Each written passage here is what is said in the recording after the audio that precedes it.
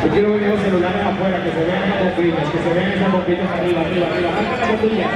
Venga las cámaras con los flash, quiero ver los flash. Espectacular. Sí, señores.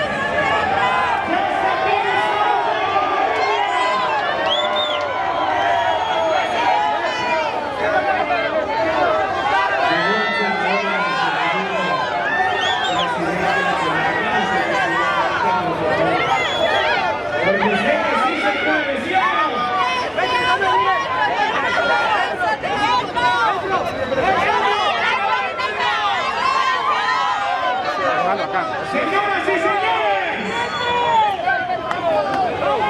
ya en el escenario, nuestro candidato, nuestro futuro presidente.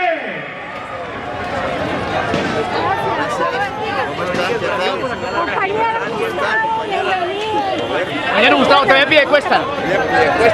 Gracias. Recibamos con una histeria a Gustavo Petro.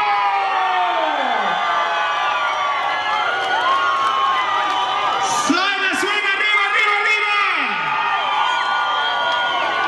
Gustavo Petro Urreño. Que se escuche, que se escuche.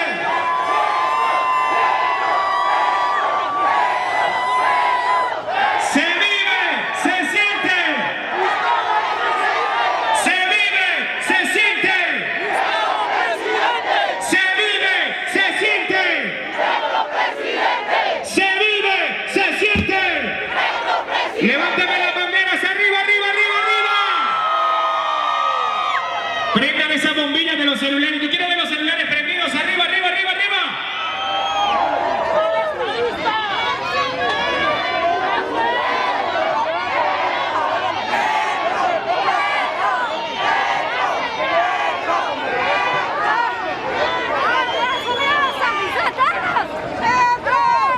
Bueno, mi gente. Se acabó la espera.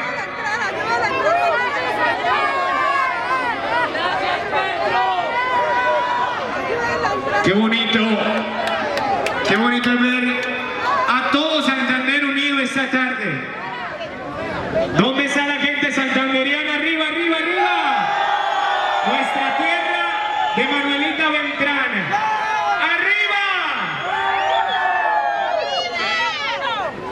Doctor Gustavo Petro, bienvenido a Bucaramanga, bienvenido a su casa, porque Bucaramanga es su casa también. Bienvenido a esta ciudad de los parques, la ciudad. Gracias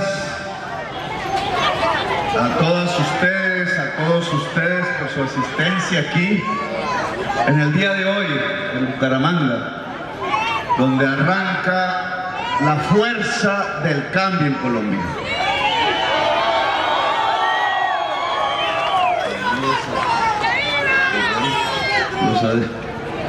Vamos.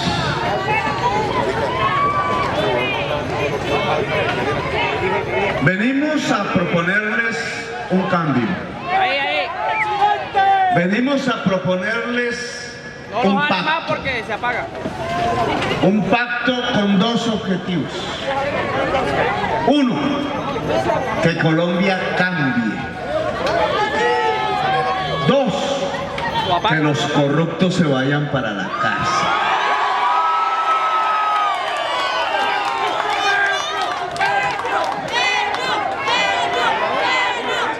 Ese es, en grandes términos, la propuesta que le hacemos al pueblo santanderiano. Invito al pueblo santanderiano hoy no a ser cola del tren que lleva hacia atrás en la historia, Me llamo Gustavo Petro y quiero que los corruptos se vayan a la cárcel. El pueblo santanderiano no se hizo en la historia, no es parte de su ADN el de apoyar causas anacrónicas, fuerzas que nos llevan al pasado, ni muchísimo menos para apoyar clanes de la corrupción que usan armas y astucia para robarse lo que es de todos y de todas. El pueblo santanderiano está escrito en la historia de Colombia como un pueblo rebelde, como un pueblo que fue capaz a través de sus juventudes hace 2 siglos y medio de decirle a los españoles no van más, de decir en la historia de Colombia que lo que hay que construir es la libertad, de decirle a la historia de Colombia que el objetivo era la construcción de una república y de una democracia. Hace 2 siglos y medio, unos muchachos y unas muchachas que nacieron en estas regiones se levantaron a protestar. Dijeron, es la hora del cambio. Tradujeron ideas a la luz de las velas porque no había internet ni televisor. Con el diccionario del francés fueron descubriendo lo que significaban las ideas republicanas y democráticas, la idea de que el dueño de un estado no es el rey como soberano, sino que es el pueblo, el único dueño y depositario de las decisiones en un país. A eso le llamaron democracia.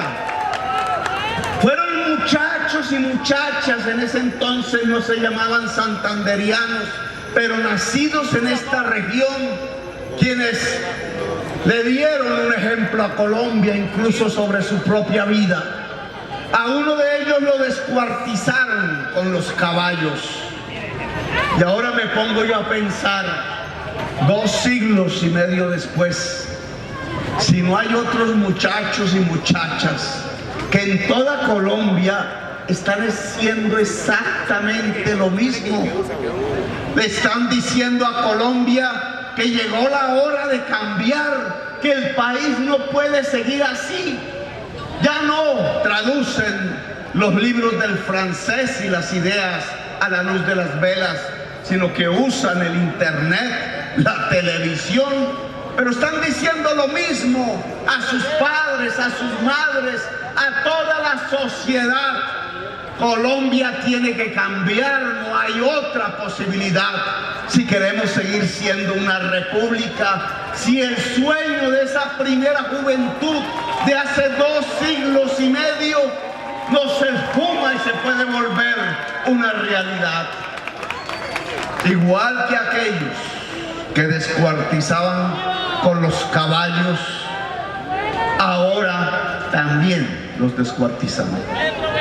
Ahora también apuntan las armas de los gobiernos para que pierdan los ojos, para que pierdan la visión, para que sean conducidos por miles a la cárcel, para que sean tratados como aquellos jóvenes nacidos en esta tierra que hoy llamamos Santander, sean tratados como criminales, como terroristas, como el enemigo de una sociedad, simplemente porque le dicen a esa sociedad que llegó la hora de cambiar. ¡Viva Petro! Pues yo lo que les propongo, desde esto que se abre como una campaña que va a decidir sobre el futuro del poder y el futuro de Colombia y por tanto de cada uno de nosotros, de nosotras, es que le hagamos caso a esa juventud, que llegó la hora de cambiar. Cuando juntamos las 2 propuestas de este contrato que ofrecemos, para firmarlo por millones, por las mayorías nacionales. Los dos objetivos, el de transformar a Colombia y el de mandar los corruptos a la cárcel, es porque esos dos objetivos son imprescindibles uno con el otro. De nada sacamos hablando de luchar contra la corrupción si no proponemos el camino de la transformación. Y nada sacamos mostrando cuál podría ser el camino de la transformación si le entregamos esa transformación a los corruptos. La señora Boudin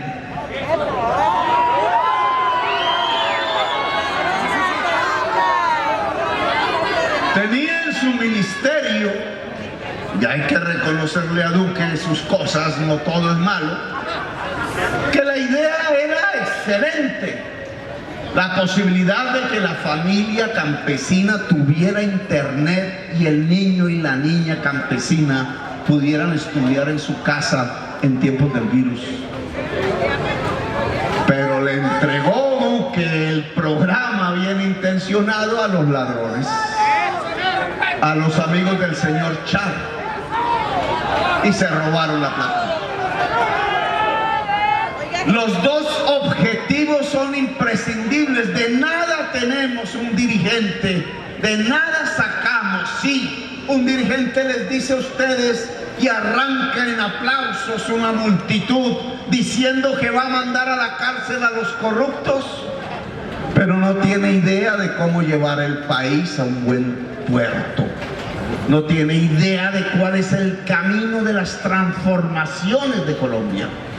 Hoy el pacto histórico les puede decir que estos dos objetivos se pueden cumplir: llevar a los corruptos a la cárcel e iniciar el camino de las transformaciones reales de Colombia.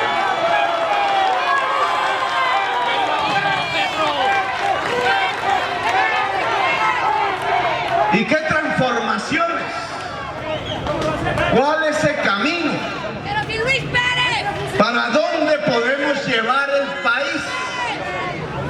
El país puede cambiar, y voy a hablar en términos económicos, si cambiamos el tipo de economía que tenemos.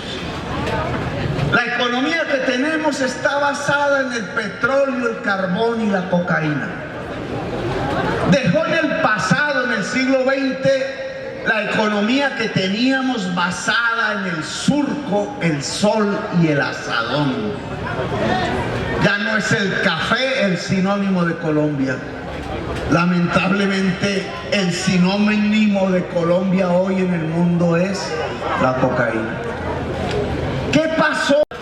El músculo vuelto fuerza sobre el asadón nos había hecho y construido una cultura laboral y sobre la cual iniciábamos el proceso de la industrialización, sobre la cual creció una ciudad como Medellín, con sus grandes edificios y con su industria del textil y de la confección, y sobre la cual creció una ciudad como Bucaramanga, al lado de la provincia comunera, ligada a la producción del cuero y del zapato y del bolso para mujer y del cinturón, y donde en cada barrio, en cada casa grande con su garaje se iban construyendo los talleres democráticos, en donde la diferencia entre el obrero y el patrón a veces no era más sino la diferencia familiar.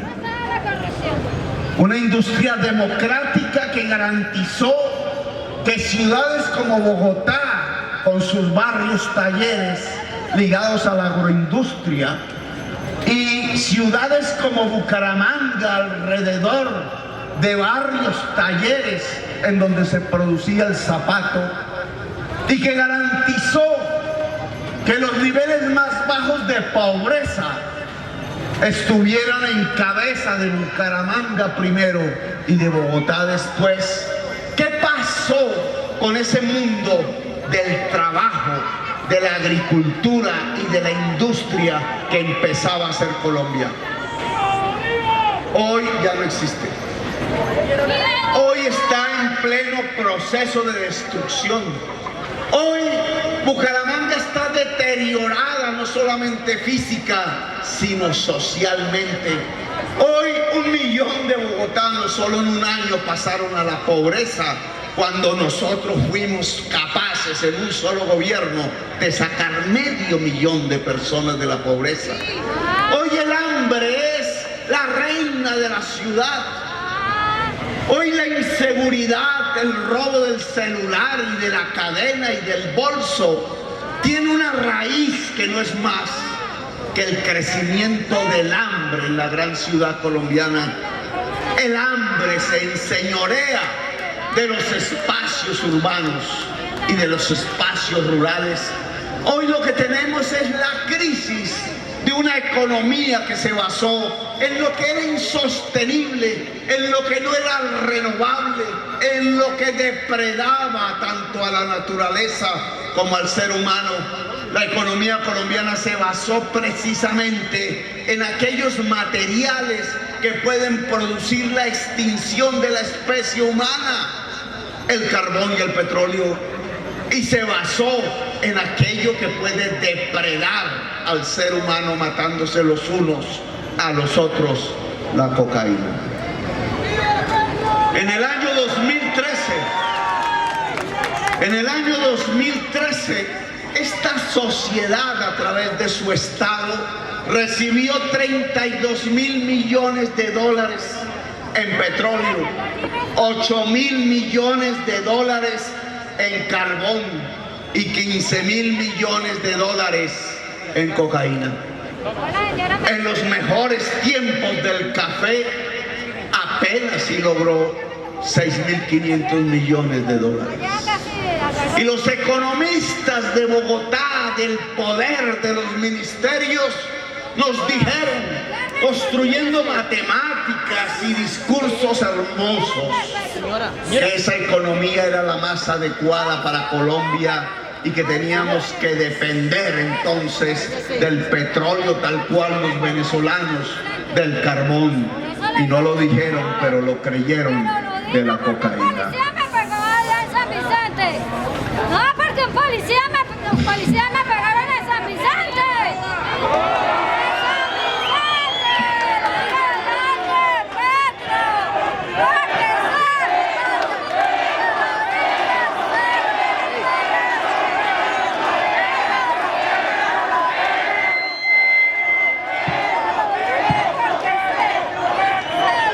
El resultado entonces es que construimos una economía que se ligó fue a la muerte.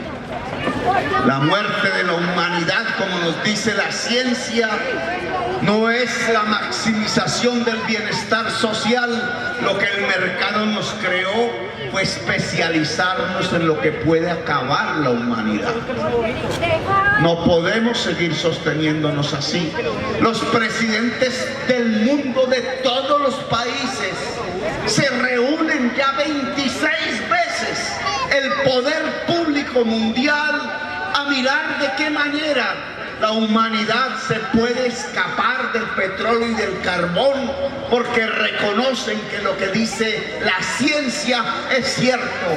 El petróleo y el carbón en su uso transforma químicamente la atmósfera, aumenta los gases que mantienen el calor del sol, producen la elevación de la temperatura promedio de la superficie terráquea y cambia completamente los ciclos del agua, conduciéndonos al desastre, a la muerte, al virus, a la extinción. Y no en un plazo de milenios, sino en el plazo que hay entre la vida de nosotros y la de nuestros nietos. Por eso Colombia no puede seguir así.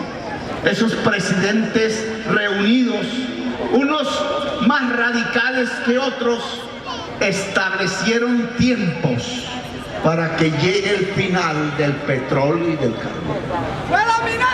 Y si Colombia y Venezuela dependen del petróleo y el carbón, pues es a nosotros a los que nos corresponde cambiar No nos podemos sostener sobre lo que va a matar.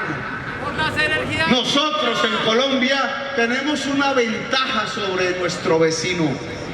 Aún nos reconocemos como hijos del surco, del sol y del asadón. Aún hay una cultura laboral en nosotros. Aún un colombiano o una colombiana es sinónimo de trabajo. Aún sabemos que es el trabajo lo que permite construir la riqueza.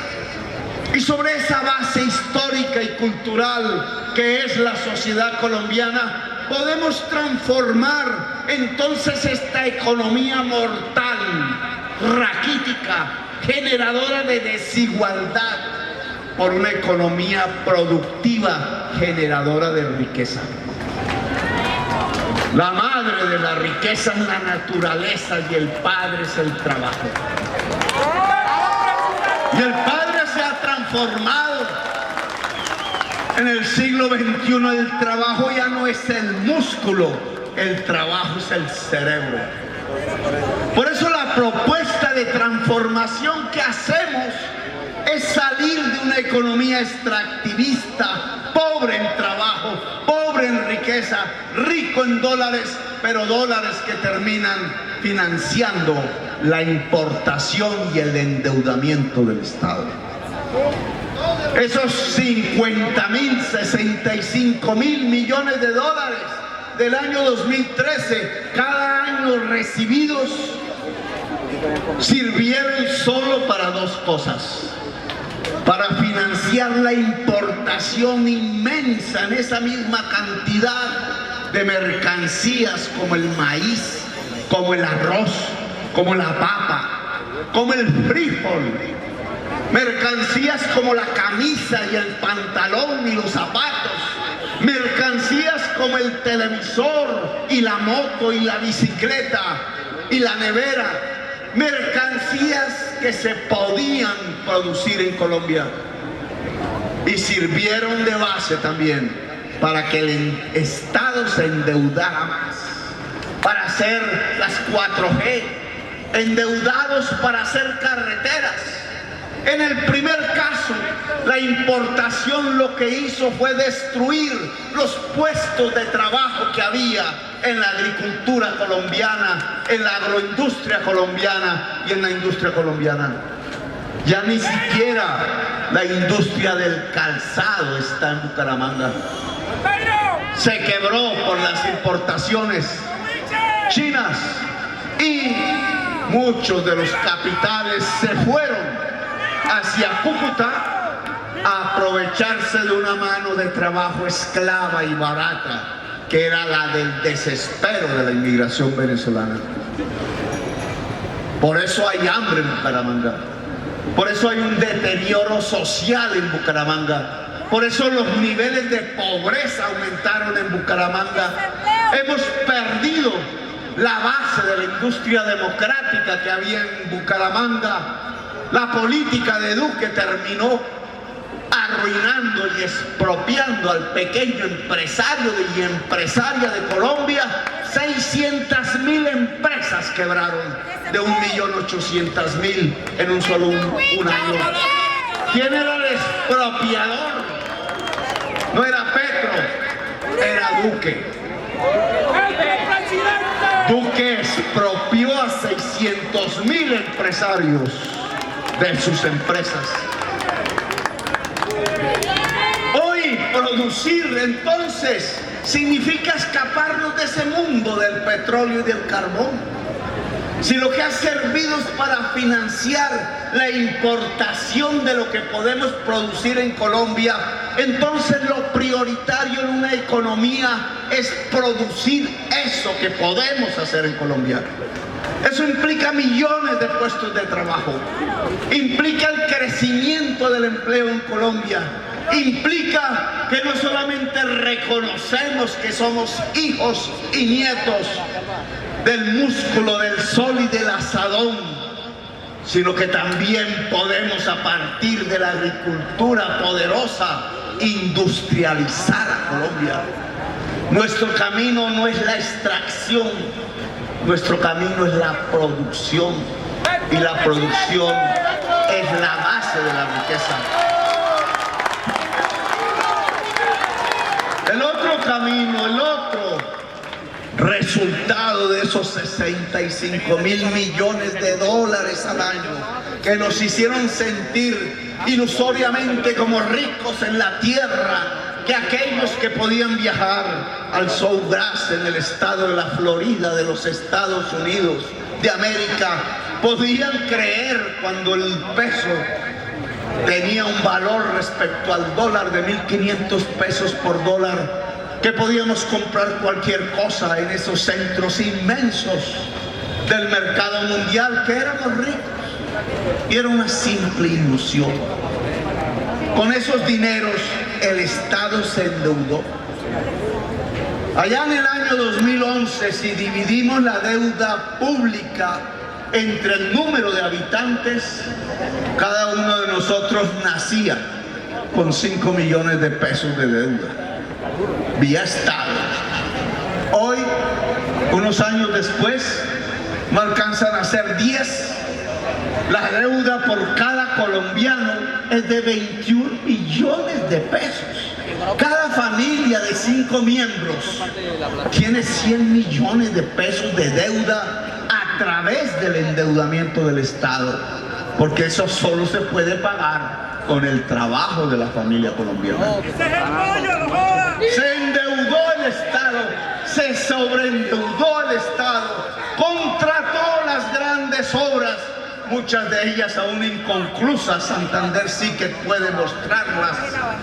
Las mega obras de las 4G, por acá pasa la Ruta del Sol 2, por poner solo un ejemplo. Y con ese dinero que nacía de las exportaciones del petróleo y del carbón, se creó un gran cartel de la contratación, que como casi todo en Colombia apenas son 5 personas.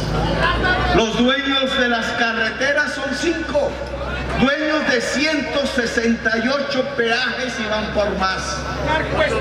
Es el Cóndor, es Solarte, es Huertas, es Concreto del grupo empresarial antioqueño y es Luis Carlos Sarmiento Angulo. Y ellos, enriquecidos con este tipo de modelo económico excluyente, basado en el petróleo, en el carbón y la mortalidad que generan, se convirtieron en los hombres más ricos de América. No los envidiamos, pero por ese camino se apropiaron de la política y las decisiones públicas. Financian a los políticos, les permiten que cobren comisiones. La corrupción se carcomió el dinero público, se robaron la plata, se robaron lo de todos los colombianos y colombianas. Es este modelo económico surgido del petróleo, el carbón y la cocaína lo que hizo a través de sus dineros fáciles y abundantes que llegaban al Estado una especie de orgía de la corrupción que se tomó el Estado y la política en Colombia. Por eso, si me dicen cómo corregir la corrupción, cómo disminuirla sustancialmente, yo les diría que hay que pasar de una economía de dineros fáciles a una economía de dineros trabajados. Porque la economía de dineros trabajados hace que quienes trabajan, millones, cuiden los dineros. En cambio, la economía de los dineros fáciles que llegan de pronto porque los consumidores extranjeros necesitan de ese petróleo, de ese carbón y de esa cocaína, no tiene aquí quien cuide. Se roban, pasan por el Estado y van a parar a una casta de políticos sanguinarios que combinan las armas con el robo del dinero público. Algo así está gobernando Santander.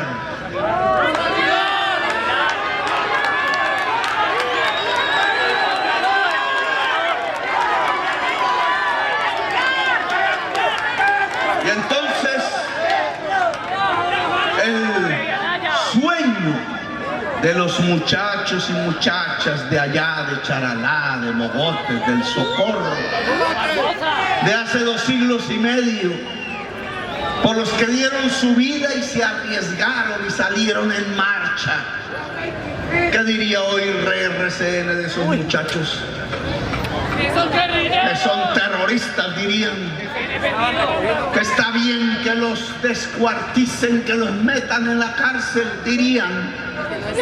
Que no son sino una organización criminal, dirían, porque se atrevieron a salir en una marcha a expresar que era necesario un cambio en Colombia, que no se llamaba Colombia sino la Nueva Granada, y que este país debería de dejar de servirle al rey y a los esclavistas y pasar a ser una república y una democracia sin esclavistas y sin esclavos, decían esos muchachos y esas muchachas, y por eso las fusilaban, los ahorcaban, los descuartizaban y los encarcelaban.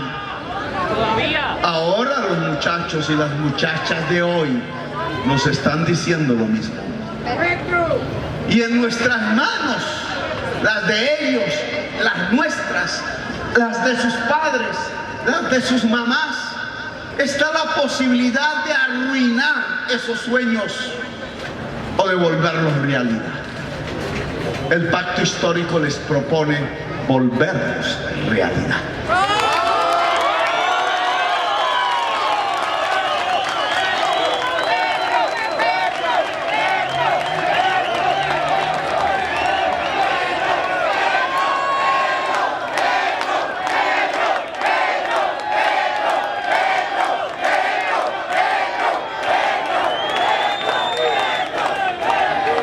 La última vez que estuve aquí me quedé sin voz, no pude dar el discurso, ahora sí.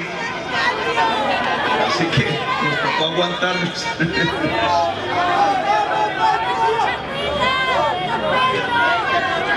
¿Cómo lograr entonces pasar de esa economía extractivista y entrar a una economía generadora de riqueza que se pueda distribuir en la mayoría de la sociedad colombiana?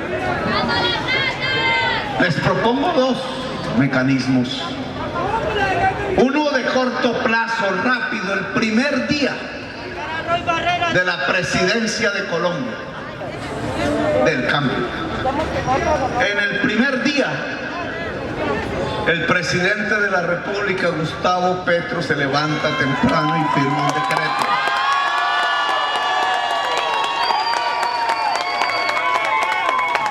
El decreto es: se elevan los aranceles, es decir, los impuestos a la importación de 4 ramas que producen la mayor parte de los puestos de trabajo de Colombia: la producción de alimentos, la agroindustria alimentaria, los textiles y confecciones y el cuero y sus confecciones. En el corto plazo, eso hará aguantar esas ramas que hoy tienen millones de puestos de trabajo y les permitirá crecer en otros millones de puestos de trabajo. Claro, no lo quieren los economistas del poder, porque firmaron y creen que si se elevan los aranceles se acaba el libre comercio. Pero protegemos los puestos de trabajo en Colombia, que es más importante que esas ideas. Protegemos la agricultura nacional. Podemos lograr que la tierra fértil de Colombia pueda volver a producir de la papa, o el frijol, o el maíz, o el arroz, o el café, o el aguacate. Podemos lograr que la ciudad de Bucaramanga, en el corto, industrialización de Colombia, y solo es un decreto, no se necesita de ley. Un decreto que no ha sido capaz de firmar Duque, simplemente porque le entregó el Ministerio del Comercio Exterior a los 4 o 5 grandes importadores de Colombia, que son los dueños de FENALCO, que son asimismo los que terminaron siendo ministros de defensa, que han arruinado al confeccionista nacional, al productor nacional, pero que también han ordenado los bombardeos que han descuartizado niños en Colombia. Le entregó la DIAN a los contrabandistas, le entregó la DIAN a esos 5 importadores que gozan de un certificado que llaman de levante automático, que impide a cualquier miembro de la policía mirar qué es lo que hay dentro del contenedor que traen de Buenaventura. Por eso es que han destruido la industria nacional. Duque no pudo, porque él es presa de los 5 dueños del país, de los 5 banqueros, de los 5 importadores, de los 5 dueños de carreteras, de los 5 grandes contratistas del Estado, de los dueños de Colombia, que son 5. Y no como creían los jóvenes de Charalá, Mogotes y el Socorro de hace 2 siglos y medio, de que el pueblo fuese el soberano. No es el pueblo, son 5. En Colombia no hay democracia. Y una de las tareas fundamentales es que Colombia sea una democracia. Y precisamente porque queremos que Colombia sea una democracia, no una tiranía, no un mundo donde 5 son el soberano, sino un mundo en donde el soberano sea el pueblo, como dice el himno nacional. Es que hay que democratizar las condiciones para poder producir. Me dicen en las propagandas negras que no solamente me mencionan como que voy a destruir y quemar las iglesias y quitar los crucifijos. ¿Sabe dónde está? Que los crucifijos de los colegios, nosotros en la Constitución del 91 ordenamos la libertad de cultos en Colombia. Ordenamos en la Constituyente que nadie podría ser perseguido por sus creencias religiosas o políticas o ideológicas. Y siendo yo alcalde, construí la primera oficina pública para la libertad de cultos. Porque creemos en la libertad, porque la espiritualidad misma, cualquiera que sea su vertiente, es fundamental en una sociedad que se ha vuelto insensible por la muerte. Una sociedad insensible es lo que más se acerca a un mundo inerte. Lo inerte es lo insensible, lo vivo es lo sensible. Cuando llevan a nuestra sociedad a la insensibilidad frente a la muerte, la llevan es al mundo de la inerte, al mundo de la muerte. Cuando nuestra sociedad se va volviendo sensible, y para ello es indispensable la libertad en el arte, en la cultura. Claro que necesitamos de muchos poetas, de muchas pintoras, de muchos escritores, de las artes escénicas, de todo lo que significa la sensibilidad, incluida la espiritualidad. Es porque esta sociedad, para volverse más sensible, tiene que ganar en sentido, tiene que ganar en sensibilidad para que sea más viva, para que nunca se deje gobernar de un tirano, porque las sociedades insensibles son las que transforman en rebaños que llevan al matadero, y las sociedades sensibles son las que jamás se dejan dominar por un tirano o un dictador. Lo que queremos entonces no es estatizar, dicen los fake news, castrochavismo, dicen que eso se llama, y ni Castro está vivo ni Chávez está vivo, pero creen, como ya saben que están muertos, no son brutos, entonces se inventan otras palabras como neocomunismo. Nosotros lo que queremos es apropiar al pueblo colombiano, en millones de personas, de las condiciones para poder generar riqueza, es decir, para poder producir. No queremos depositarlas en solo 5 como es ahora, ni en manos del Estado. Queremos depositarlas en millones y millones de colombianos y colombianas. ¿Y cuáles son esas condiciones para poder producir? Son 3. Son 3, no son más. No es muy complejo entenderlo. Alguien que quiera poner, decía en algún discurso, un puesto para hacer empanadas en la esquina de este parque, necesita 3 cosas.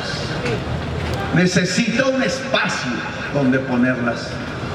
Necesita saber hacer empanadas. Si a mí me ponen a hacer empanadas, me arruino y me quiebro, porque no sé cómo se hacen. Y necesita de un dinero para pagar la energía, el aceite y los insumos y el trabajo que se necesita para hacer empanadas. Y eso es lo mismo haciendo empanadas que haciendo naves aeroespaciales. Para hacer una nave aeroespacial hay que saber hacerla, hay que tener un lugar donde hacerla y hay que tener un dinero para hacerla. Buena universidad pública. Obviamente mucho más grande y complejo que lo que se necesita para una empanada. Esas son las condiciones para poder generar riqueza. Esas condiciones, el espacio físico y virtual, el saber hacer las cosas y el dinero crédito para poderlas hacer están hoy concentradas en 5 personas prácticamente. La mayoría de los colombianos no las tienen, o tienen una y no tienen las otras 2, y no pueden generar riqueza. Y por eso esta sociedad hoy se asoma al abismo del hambre y la pobreza. Por eso esta sociedad termina siendo una de las sociedades más desiguales del planeta. Porque la gente no tiene las condiciones para producir la riqueza, porque la han expropiado, porque le han quitado y la han excluido de esas condiciones.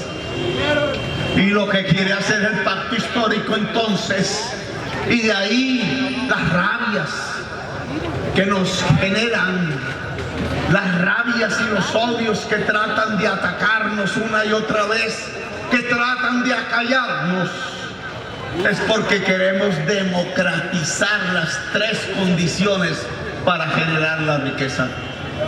Queremos democratizar la tierra y el agua en la agricultura.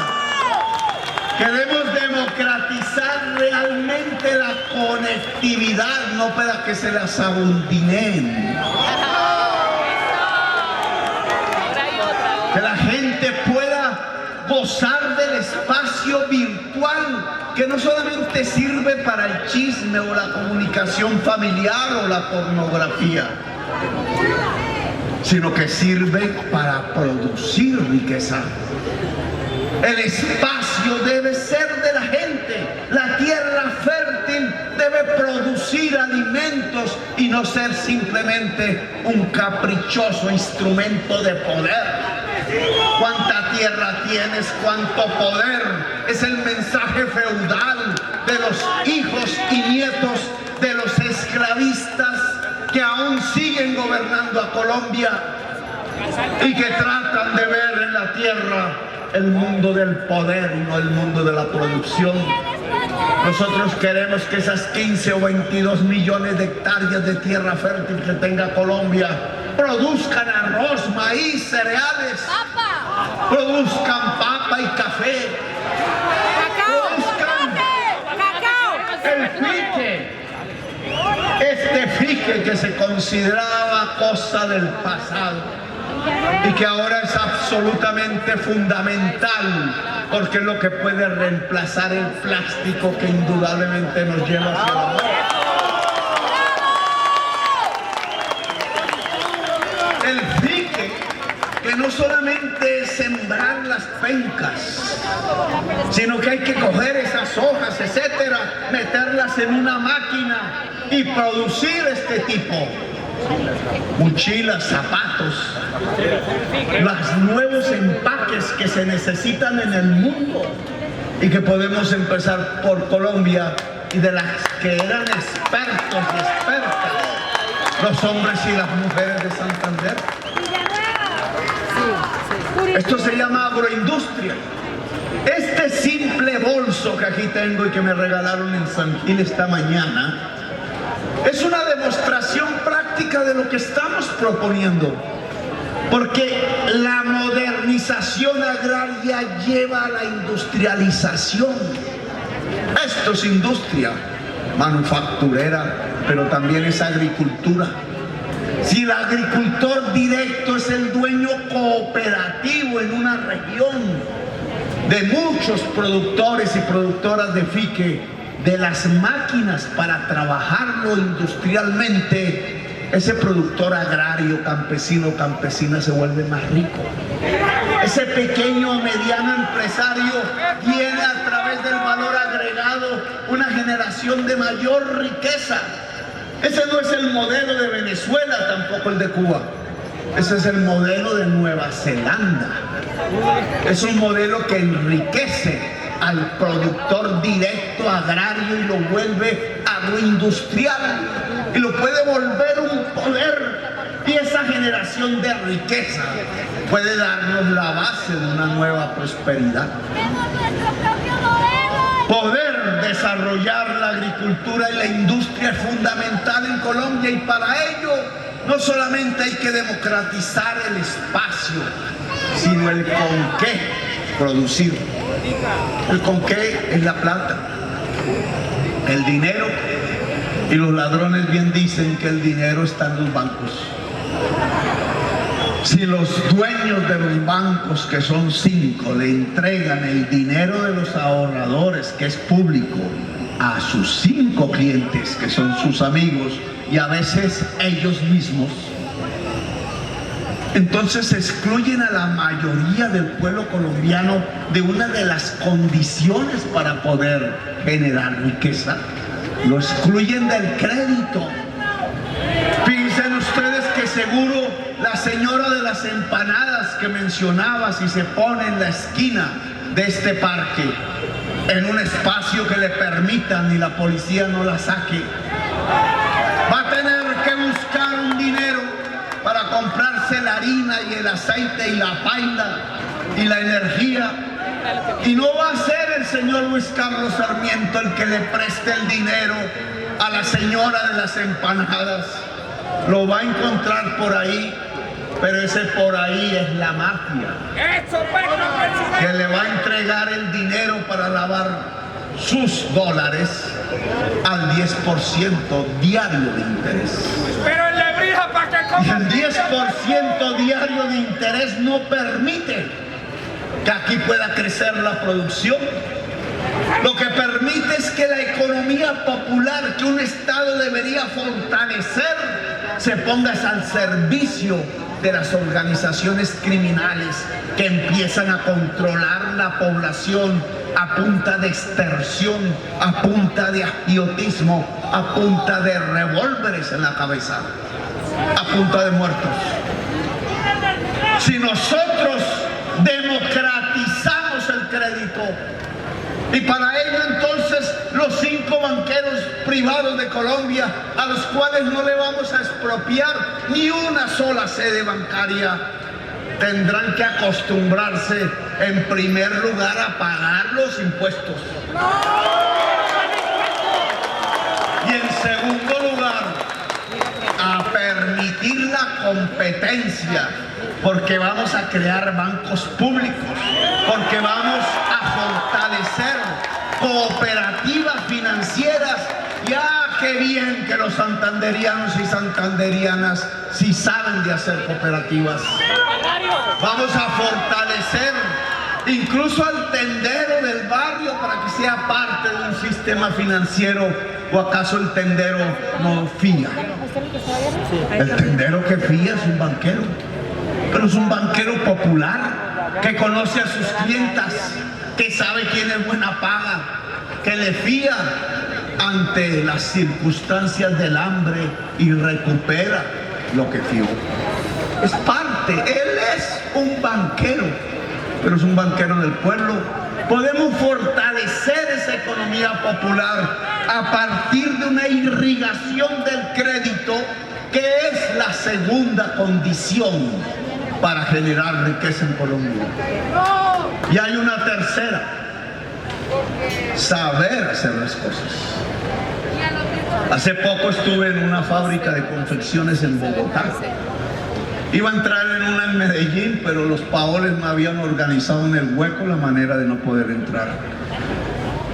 Y allí había una máquina automática, tenía como 15 agujas, todas rápidas, haciendo el bordado.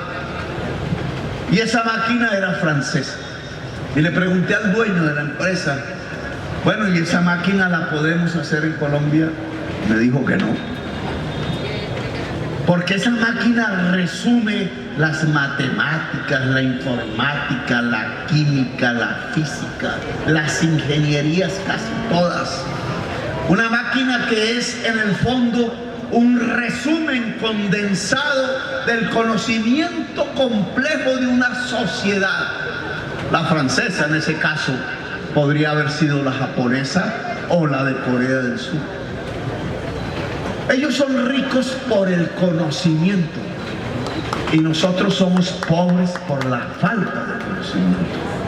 La condición esencial de la producción, sea agraria, sea industrial, urbana, en el siglo XXI es el trabajo humano, pero el trabajo humano ya no es el músculo del macho, sino que es el cerebro multicolor.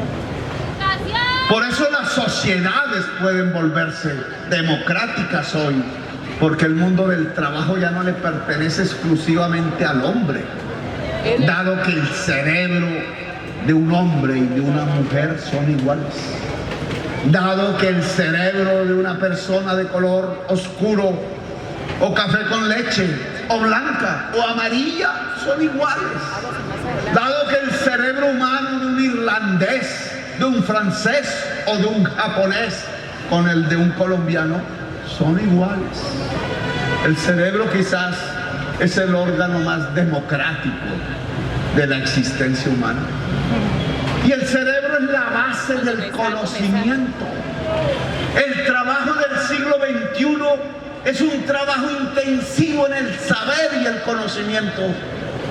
Hoy hacer un surco no es como nuestros abuelos lo hacían bajo el sol y con el asadón.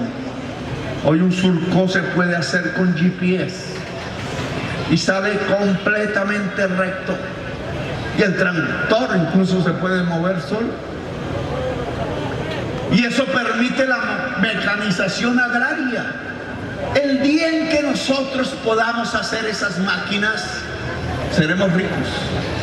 Pero ese conocimiento que hay que tener para alcanzar ese estatus, que es un generador, el máximo de la riqueza, implica entonces que tengamos un sistema educativo de verdad.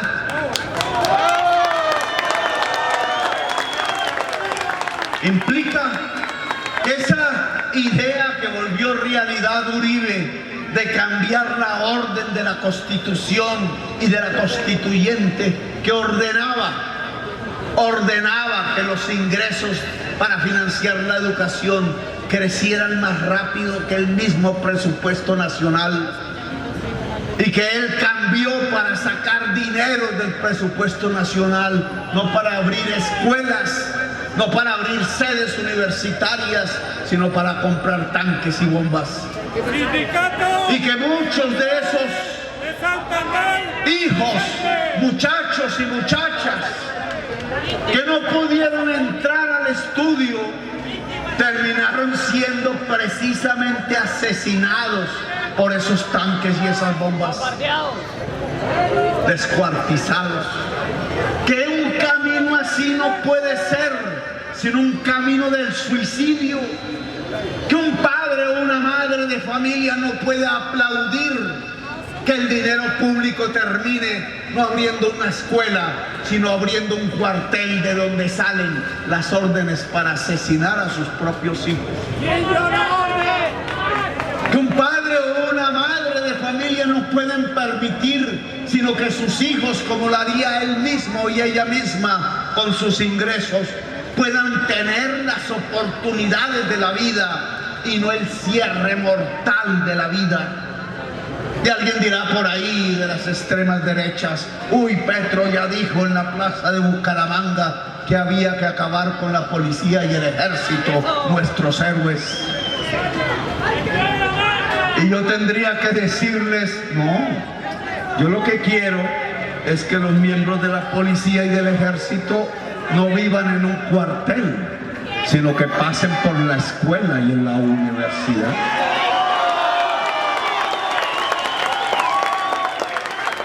Porque tendríamos un mejor ejército y una mejor policía. Democratizar el saber, la tercera condición de la generación de la riqueza en Colombia. Lograr que el sistema educativo colombiano pueda permitir que cualquier joven pueda estudiar lo que se le dé la gana a cualquier muchacha en cualquier lugar del territorio de Colombia. Ese joven pueda hacer lo que se le dé la gana, pueda estudiar si se le ocurrió ser poeta o ser matemático o matemática o ser médica o ser escritora de libros. Cualquiera que sea la vocación, la suma total de ese conocimiento, lo que pudiéramos llamar el intelecto general de la sociedad, si no hubiera restricción para que la juventud pueda acceder a una universidad pública de calidad y gratuita. Ese crecimiento del intelecto general de la sociedad que se alcanza al cabo de los años y las generaciones es lo que permite que se pueda generar la riqueza, es lo que permite que se pueda elevar la productividad, es lo que permite que el ingreso y el salario puedan crecer en términos reales.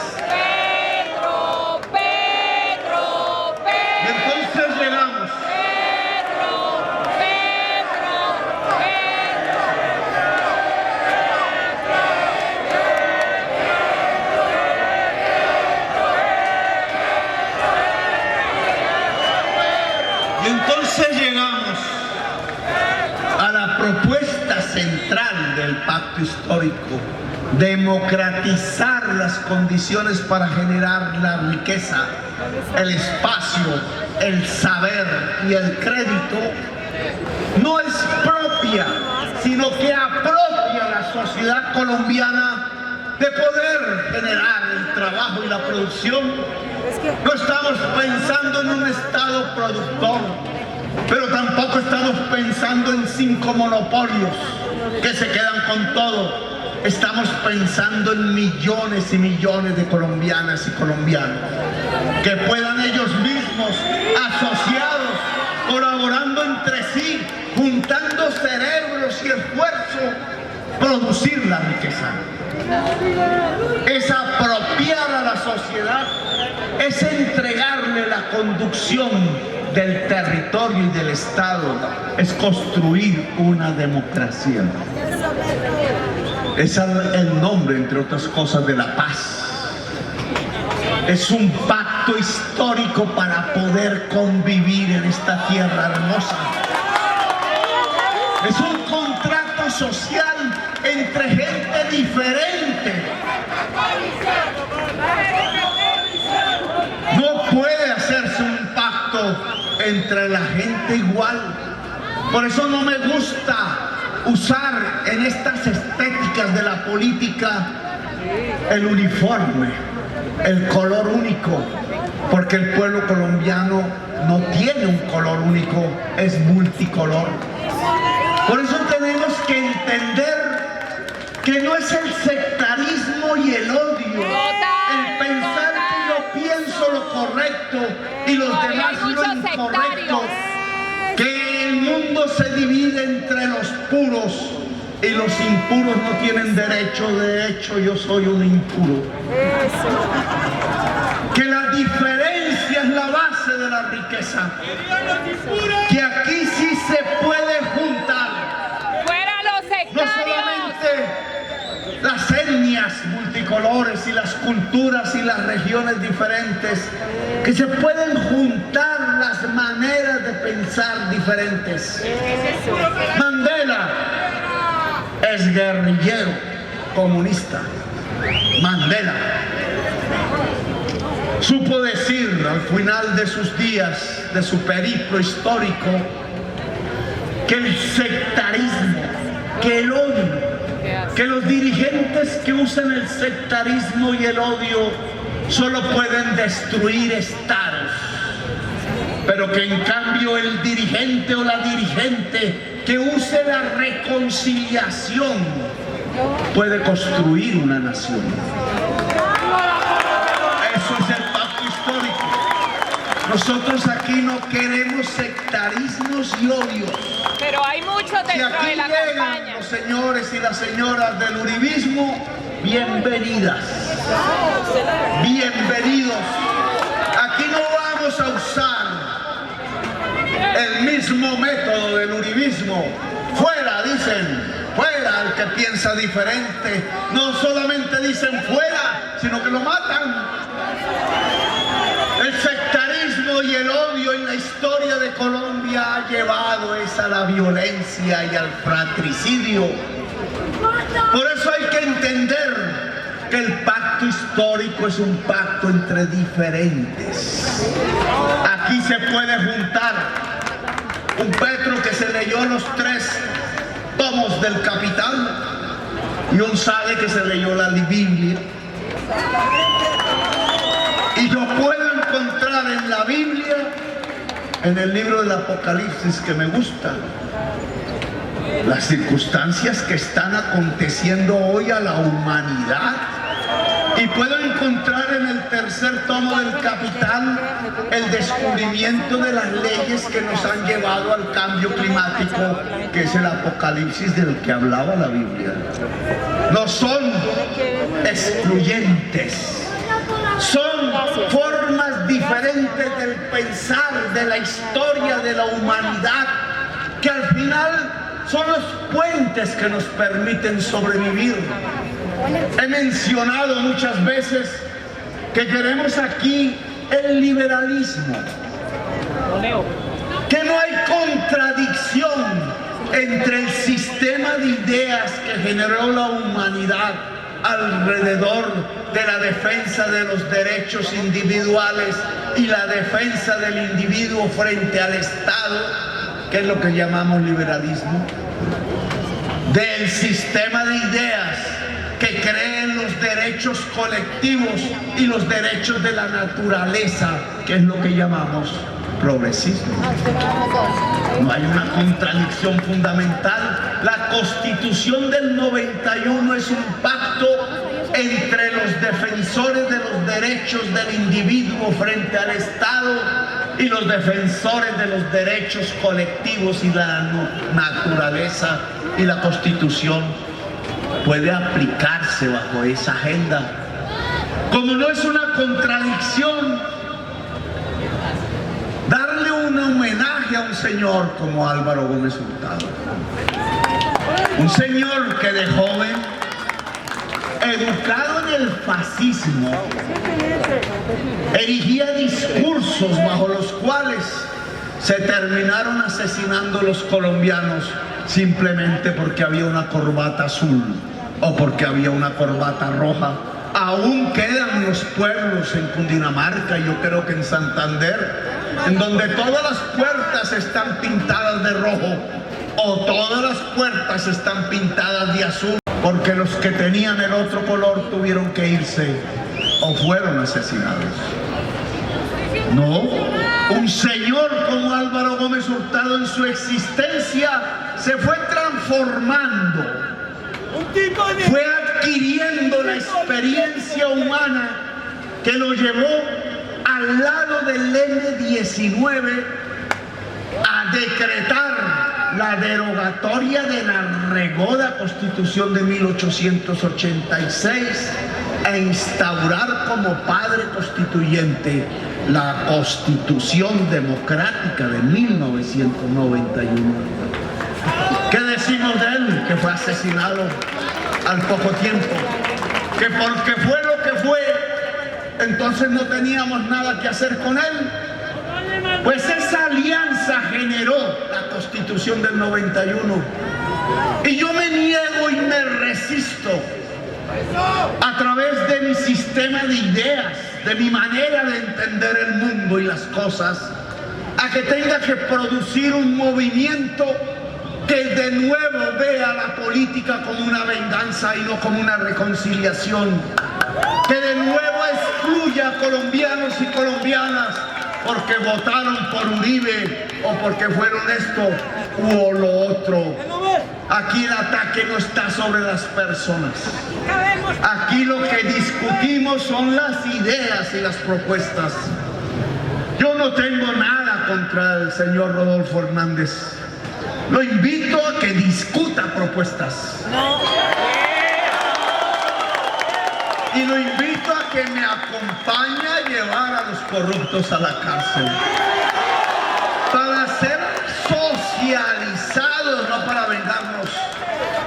La cárcel tiene que ser del SENA para que sea resocializadora. No es un castigo de la sociedad. Aquí podemos producir una paz grande que implica, y ese es el verdadero nombre de la paz, que la gente pueda garantizar realmente, no en el discurso, sus derechos fundamentales.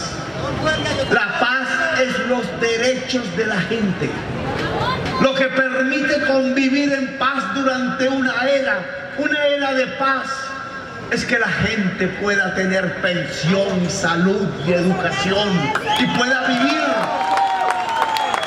La paz, ese pacto histórico, ese contrato social, es que la gente pueda gozar de los derechos que son esenciales simplemente porque son seres humanos y que su ausencia, su conculcamiento es lo que ha traído la violencia perpetua de este país, que se comporta como no se comporta la humanidad, sino que ha decidido matarse entre sí por generaciones, doctor, como decía Gabriel García Márquez.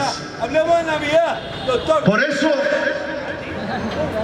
el pacto histórico no es una venganza, no es uniformar la mente del pueblo, de las multitudes.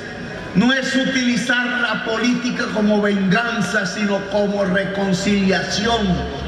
Si Gustavo Petro va a ser presidente, no es para vengarse de Uribe, es para reconciliar la sociedad colombiana y construir las bases de una era de paz. Por eso tenemos que entender entre diferentes. Por eso puedo decirle a los que aún piensan que Álvaro Gómez Hurtado podría tener un puesto en este país, que tienen la razón, porque generó un concepto que es fundamental para una democracia en Colombia, el acuerdo sobre lo fundamental.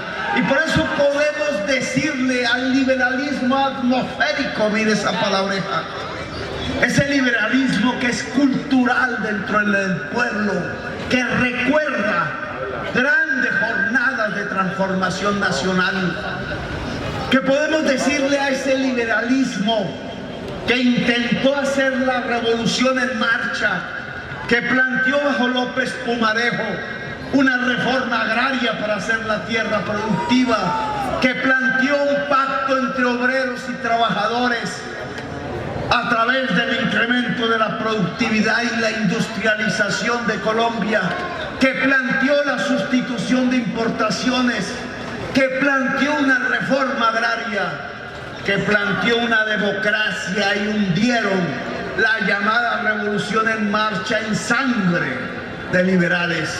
comenzando por Jorge Eliezer Gaitán, su hijo más destacado, comenzando por el pueblo liberal en el Magdalena Medio, en los pueblos que levantaban la idea de hacer esa revolución para construir una democracia en Colombia.